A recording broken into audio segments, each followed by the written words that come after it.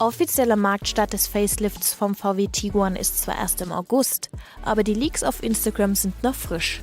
Also Grund genug, unserem Autobild-Illustrator die Zeichenstifte in die Hand zu drücken.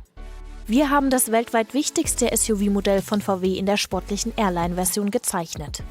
Insgesamt fällt vor allem die Front größer aus als erwartet. Außerdem finden sich starke Ähnlichkeiten zum neuen Golf 8, die Scheinwerfer übernehmen das Design des Kompaktwagens. Auffallend sind außerdem die zum Kotflügel auslaufenden Spitzen. Der Kühlergrill wird an das neue VW-Markengesicht angepasst. Die mächtigen Lufteinlässe sind der Airline-Variante vorbehalten. Geliftet wird nicht nur äußerlich, sondern auch unter der Haube. Technische Basis ist ebenfalls der Golf. Explizit bedeutet das 1,5 Liter Vierzylinder in verschiedenen Leistungsstufen bei den Benzinern, der Diesel kommt mit 2 Liter Motoren. Die Hybride sollten im Jahr 2020 selbstverständlich sein. Im Winter steht das Facelift des VW Tiguan dann beim Händler.